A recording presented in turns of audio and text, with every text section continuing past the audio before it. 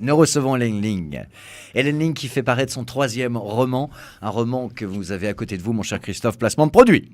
Oui, mais vraiment, en plus je vous le recommande parce que là maintenant on va attaquer la partie roman. Effectivement, on voit cette histoire familiale, après il faut trouver son chemin parmi ses origines, parmi voilà, ses parents qui vieillissent, qui sont confrontés à la maladie, il y a tout un tas de choses, c'est la vie qui défile là-dedans. Mais en même temps, ça aurait été trop simple. Donc vous avez choisi d'entremêler cette histoire familiale avec 2 autres histoires qui paraissent aux antipodes.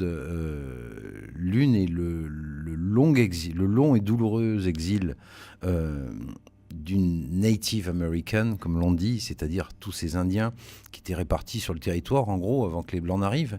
Et donc les Blancs sont arrivés par la côte Est.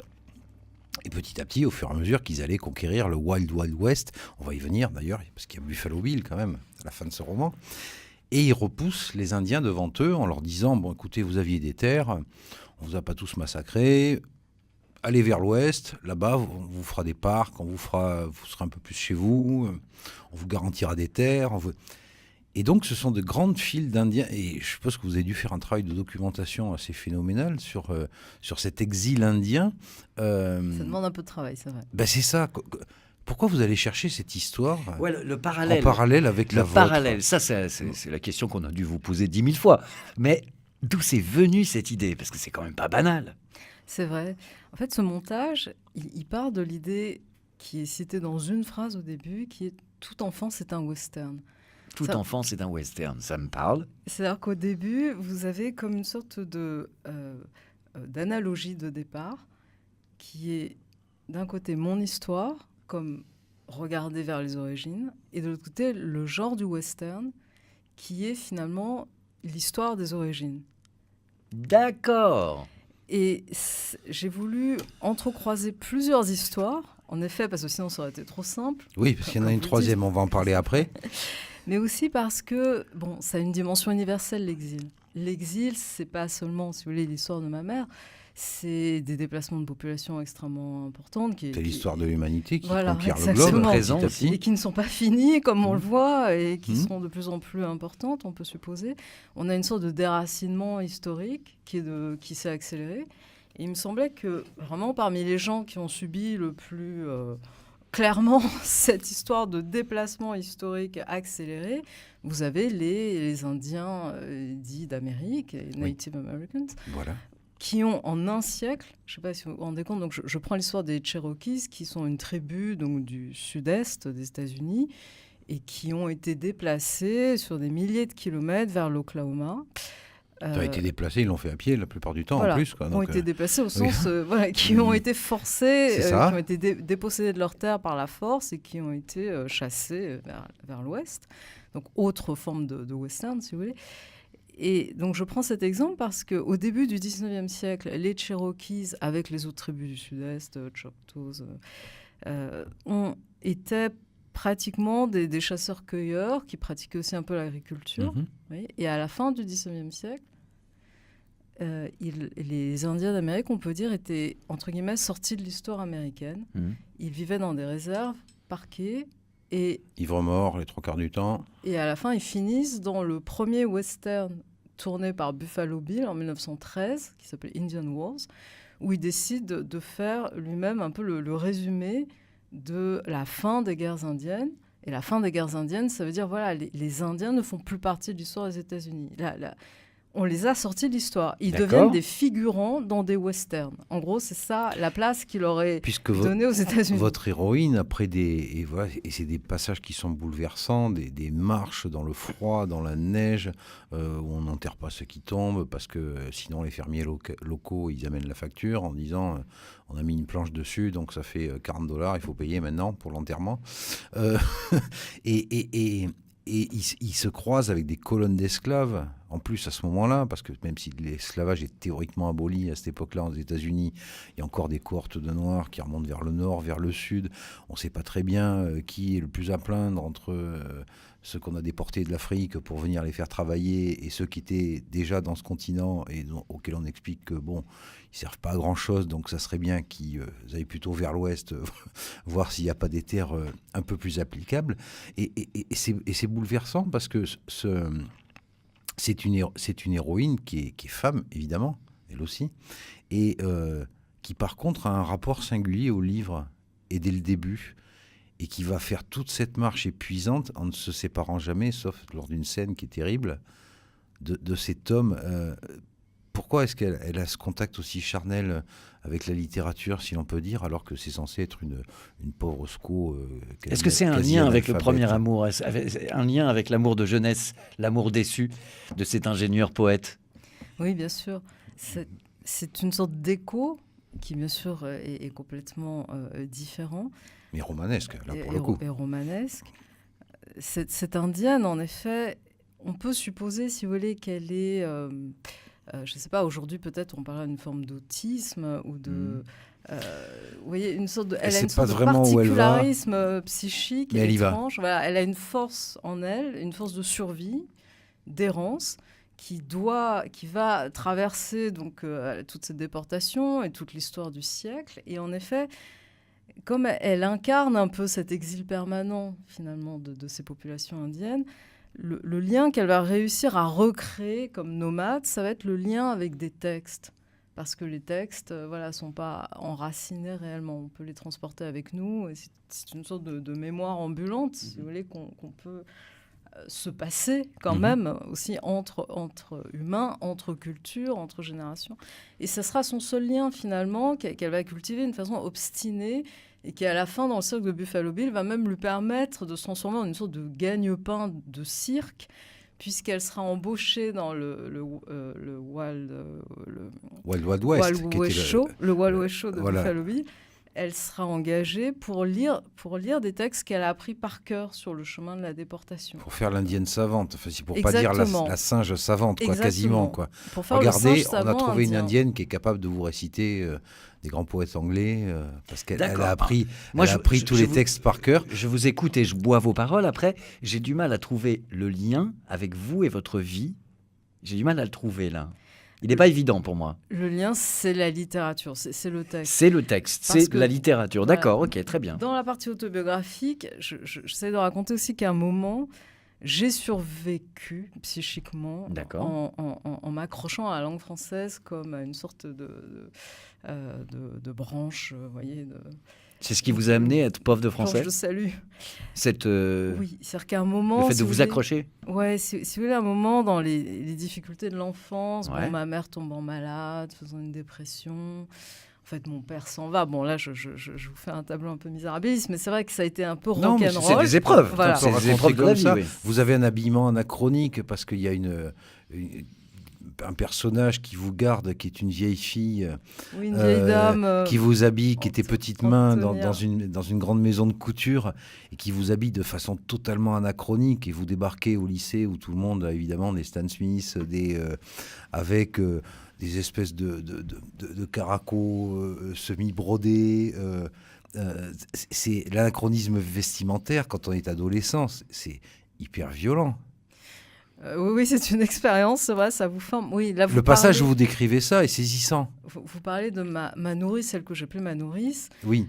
Qui était la voisine, en fait, qui habitait juste en dessous de chez nous, du 3e, Madame Castel, Antonia Castel, et qui m'a gardée quand j'étais enfant. D'accord. Qui a fait le lien, d'une certaine façon, entre moi et une certaine mémoire française, puisqu'elle avait vécu à Paris tout le XXe siècle, elle avait vécu l'occupation allemande, etc., dont elle me parlait sans arrêt. Et qui, c'est vrai, a fait je pense, m'a permis justement de faire cette espèce de saut, ce que moi j'ai vécu comme un saut, c'est-à-dire passer d'une famille chinoise qui se déstructurait, qui se fragmentait, passer vraiment, voyez, d'un seul coup et sans se retourner vers l'ancrage en France. L'intégration, etc. L'intégration, la langue, et en pensant ne pas se retourner, vraiment, et rompre avec l'histoire familiale passée, qui était trop douloureuse. Alors à ce sujet, pour se faire une idée de ce fameux personnage, donc ancienne petite main d'une maison de haute couture, lorsque le propriétaire de l'immeuble avait vendu l'appartement du 4e à des Chinois, donc vos parents, elle n'avait pas été ravie d'abord. « J'aime pas beaucoup les Chinois », lui disait-elle souvent. « Je m'en méfie plutôt. Ils sont intelligents, ils ont le sens du commerce, ils ne disent pas ce qu'ils pensent, Ils te font des grands sourires, mais par derrière, on ne sait pas à quoi s'attendre. C'est un peu comme les Juifs. Et puis, malgré ses relations à couteau tiré avec ta mère, oh là là, par contre, ta mère, quelle bonne femme. Sainte Marie, Mère de Dieu, protégez-nous. Elle avait fini par s'attacher, disait-elle. On s'attache, qu'est-ce que tu veux? Puis les enfants, c'est pas pareil. Sa mère, d'ailleurs, ne parlait que de Madame Castel qu'avec un air d'épouvante. Ah, Madame Castel, soupirait-elle en secouant la tête, quel caractère horrible. Qu'est-ce que j'ai dû supporter pour toi? Je suis C'est ravie que lourd. vous lisiez ce passage. Ah, mais Pourquoi ça condense à la fois tout le préjugé sur l'autre qu'on ne connaît pas, toute l'aigreur qu'on peut accumuler dans une vie d'insatisfaction. Je l'ai trouvé saisissant. C'est vrai, c'est cette passation qui a été vraiment difficile finalement entre les deux femmes qui étaient deux pôles dans ma vie. Ma mère d'un côté et puis Antonia Castel de l'autre, ma nourrice, avec en effet toute cette... alors voilà, pour le coup, une sorte de choc culturel et puis aussi un choc de personnalité aussi très très fort. Elles se détestaient et elles disaient beaucoup de mal l'une de l'autre. Je raconte aussi... Enfin, j'essaie de faire un portrait un peu de cette dame qui concentre un peu l'histoire de... Enfin, qui est une figure de l'histoire française, de la parisienne, qui elle-même d'ailleurs venait d'une famille espagnole. Sa mère était une femme immigrée, de classe populaire, mais qui avait vécu toute cette vie à Paris, qui m'en a beaucoup parlé. Et donc, il y a une sorte aussi de légende parisienne des années 20, 30. Et qui vous faisait sentir que c'était vous, la nouvelle arrivée, alors qu'elle était déjà arrivée avant, puisque c'était sa mère. Oui, et en même temps, si vous voulez, c'est ça qui est drôle, c'est qu'avec elle, j'ai fait cet apprentissage immédiat, parce que j'étais enfant, moi, du fait que quelqu'un pouvait à la fois avoir des préjugés antisémites, racistes, tout ce que vous voulez, hein, comme le petit dialogue comme ça décrit bien, que vous venez de lire, ce qu'on vient d'entendre, le résume, et en même temps avoir un amour infini pour vous, ou pour une personne qu'elle rencontre et qu'elle adopte, qui fait partie de sa vie. Et ça m'a montré très très vite, si vous voulez, qu'entre nos représentations et nos éléments de langage, nos préjugés, etc., et puis finalement, ce que les gens sont quand même capables de vivre lors des rencontres finalement aléatoires de la vie, eh ben, il y a un gouffre.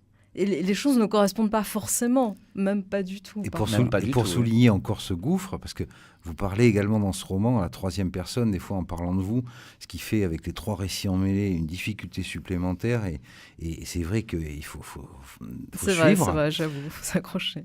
À table, elle, c'est-à-dire vous, à table, elle mangeait le poulet rôti dans une vaisselle dépareillée, elle-même déguisée en secrétaire d'avant-guerre, avec ses manches ballons et ses jupes portefeuille, ou en costume des années 30 avec leurs accessoires, broches, châles et foulards qu'Antonia l'avait forcé à porter jusqu'au lycée Carnot. Les jeunes du quartier, sanglés dans leurs jeans de marque, dans les polos et baskets des années 80, voyaient soudain avec effroi arriver une chinoise en fripe artisanale, une hippie de l'âge du cinéma muet, une monstruosité qu'ils conjuraient par le rire. Ça vous a marqué. Ah non, mais c'est touchant. Hein. Mais c'est bien écrit. On sent la blessure d'enfance. C'est ça. On sent la blessure de l'enfant. Et voilà, c'est des trucs, mais on s'en souvient toute sa vie, quoi. On arrive, voilà, tous les autres, ils sont. Même si aujourd'hui on arbore un sourire absolument fantastique, ce qui est votre cas. Mais ça peut forger un vrai caractère. Oui, ça forge le caractère. Ça, c'est certain. Si on prend le côté positif de ce chose-là. On dit voilà, j'existe pas parce que je porte, parce que je suis, j'existe parce que je suis. Et ça votre identité aussi est forgée aussi dans ces années adolescentes en vous disant bon, voilà, je suis là de toute façon. Et puis. Oui, c'est sûr que ça a été conflictuel. Ça n'a pas été de tout repos cette intégration choisie. Un long fleuve tranquille. Pas un long fleuve tranquille, c'est sûr. Mais là, ce qui était drôle, c'est vrai, cette espèce d'anachronisme et en même temps ce collage un peu monstrueux, en effet, entre l'immigrée chinoise et puis les vieilles fripes copiées sur des modèles d'avant-guerre, dans cet entourage très bourgeois du lycée Carnot, qui est dans le quartier des Ternes, dans le 17e arrondissement, près du 8e.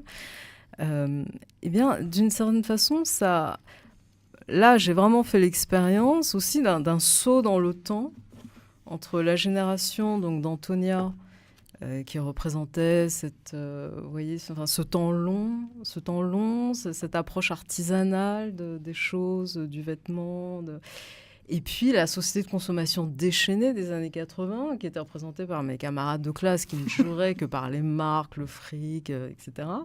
Et le clash était voilà, enfin, je l'ai vécu vraiment, on peut dire, dans ma chair et dans mes vêtements en même temps.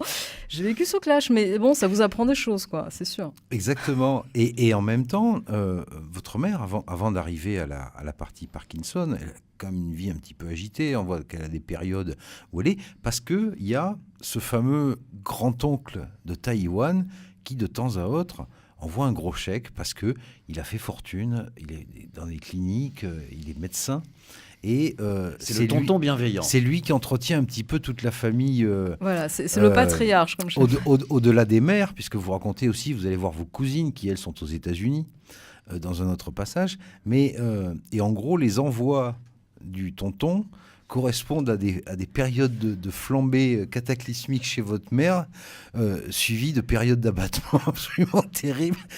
Ça se passait vraiment comme ça ? Exactement, c'est comme une sorte de cyclothymie voilà, économique et puis mentale en même temps. Donc chez nous, oui, notre vie quotidienne était rythmée donc, par ces envois d'argent de l'oncle du patriarche à Taïwan, qui lui était un médecin qui avait monté une clinique et qui avait aussi, je crois, une sorte d'officine où on fabriquait des médicaments.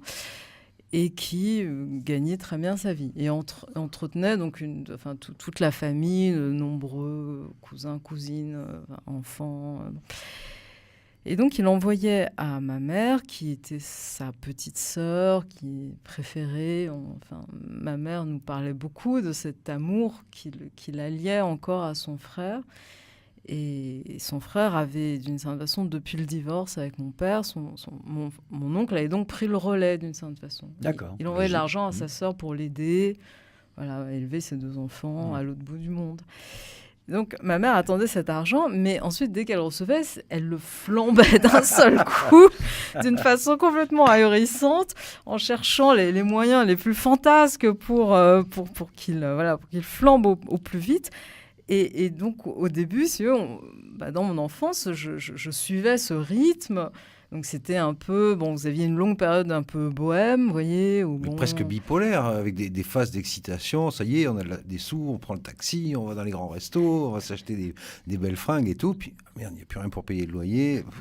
Misère. C'était ça, d'accord. C'était ça. Bon, c'était un peu la bohème. Et finalement, ça peut nous rappeler aussi les scènes de la vie de bohème, fin 19e, avec, vous savez, les artistes dans les mansardes, là, qui, de temps en temps, reçoivent enfin un peu d'argent pour un tableau qu'ils ont réussi à vendre. Et là aussi, ils vont faire la fête, ils flambent tout, et ensuite, ils retombent dans la dèche. C'est ça. Bon, c'est la vie de bohème à laquelle ma mère rêvait peut-être, justement, quand elle était à Taïwan. Qui était toujours romantique sur ce point. Toujours romantique. Pour clore avec ce vieil oncle, vous racontez encore dans un court chapitre assez saisissant, le dernier repas, si je puis dire, oui. du vieil oncle, où un peu toute la famille est réunie. Finalement, il vous a quasiment jamais adressé la parole, si j'ai bien compris. Et il vient, c'est plus qu'une espèce de momie flottante dans une grande voiture, qu'on trimballe précautionneusement d'un palace à un restaurant de luxe magnifique, un grand restaurant chinois avec le grand plateau tournant au milieu. Et il picore quelques grains et là vous vous rendez compte, alors que c'est peut-être la dernière fois, et c'est la dernière fois si je ne m'abuse que vous le voyez, que finalement il vous a jamais adressé la parole ou jamais rien dit. Est-ce que c'était parce que il avait jamais finalement digéré l'exil de sa sœur? Écoutez, c'est une excellente question. Moi je ne sais pas, je n'ai jamais compris, ni pendant mon enfance, mon adolescence, et ni aujourd'hui rétrospectivement, comment fonctionnait finalement le rituel familial. C'est resté un mystère et c'est aussi une raison pour laquelle, lorsque nous retournions à Taïwan, c'est une société qui est restée un mystère et qui est restée opaque pour moi. Alors, si vous me demandez, je pense qu'en fait, il y avait des rites et des codes implicites que, ne parlant pas vraiment chinois, je le comprenais, mais je ne le parlais pas vraiment, auquel je n'avais pas accès. Et donc, pour m'adresser à mon oncle, il aurait peut-être fallu que je passe par une forme de code particulier, ou alors, si vous voulez, c'est parce que mon oncle était... mon oncle était dépressif et il parlait très très peu. Mais il parlait surtout avec sa femme et avec ma mère. Et finalement, peut-être aussi qu'il était très difficile de lui parler. Mais de fait, je n'ai jamais pu m'entretenir avec mon oncle. Il ne m'a jamais parlé. Et je pense qu'en fait, je faisais partie de la famille. Et c'est ça ce qui est le plus important dans ces familles confucéennes, finalement, dans cette culture confucéenne. Et pas seulement confucéenne, peut-être méditerranéenne aussi, je sais pas, peut-être que ça marche aussi un peu comme ça. Oui. Le plus important, c'est de faire partie de la famille. Bah oui, bien sûr. Vous êtes, vous êtes un membre, vous êtes accepté en tant que tel. On n'a pas forcément besoin d'avoir Même de longues conversations ignoré, philosophiques. Ouais. On communique pas forcément de façon très transparente, mais voilà, c'est la famille. On en est. Ouais. Et C'est ça qui compte, en fait. Merci beaucoup. On va continuer avec vous, bien entendu. L'heure n'est pas terminée. Je vous propose une petite pause musicale. Alors, est-ce que vous vous souvenez de cette série télévisée qui a eu quand même un franc succès, la série Friends? Ah oui, bien sûr. Bien sûr. Est-ce que vous avez encore la musique dans l'oreille? Ce générique de début et de fin. Bon, alors je vais vous le remettre, mais d'une autre façon. C'est un titre chinois. L'artiste s'appelle Dino Lee. Ah. Le titre est en anglais, ça s'appelle We Are Young. Vous le connaissez, Dino Lee? Non. Non. Mais vous allez voir que c'est grosso modo toute l'ambiance de Friends, mais revue à la mode chinoise. We Are Young. Voici Dino Lee sur LCF.